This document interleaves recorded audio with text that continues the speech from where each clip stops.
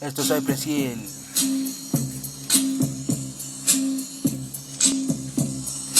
Hola, me dicen dedo verde.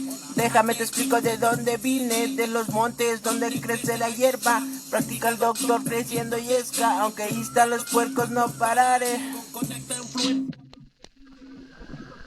Por no escaparme, donde la chota al rescate, cargamento listo para fumar, no me encuentran ni con radar, bendito sea Dios por el gobierno, no hay bendito sin permiso, la vida tiene precio, no te quemes en el fuego, esta es la vida vendiendo trigo, hola llegó tu mejor amigo, hola me dicen dedo verde, déjame te explico de dónde vine. Hola, me dicen dedo verde. Déjame te explico de dónde vine. Mi gente no vive sin hierbato. Si no estuviera dedo chocando. Gracias, doctor. Estoy creciendo. Dentro y afuera lo estoy logrando. Planta exquisita estoy fumando. Planta exótica estoy asando. Pasa el machete para cortar. Pasa la lumbre para quemar. Estoy alto y no quiero bajar. 40 plantas en mi vecindad. Eso mi hermano es mi realidad. Fumo nada más que la calidad. Cayó la ley, están tocando.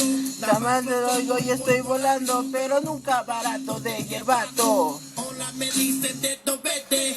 Hola me dicen dedo verde. Déjate explico de dónde vine.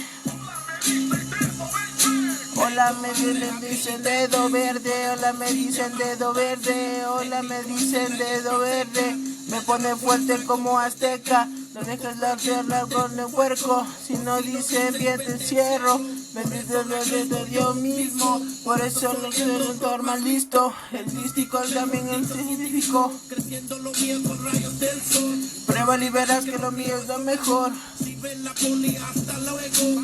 Ambos que no son amigos, unos no contiene acuerdos, mejor hay que ser y nos vemos. Me dicen a mí el verdadero, pero soy el mero mero, nunca último pero primero. Hola me dicen dedo verde, déjate explico de dónde vine. Hola me dicen dedo verde, déjate explico de dónde vine.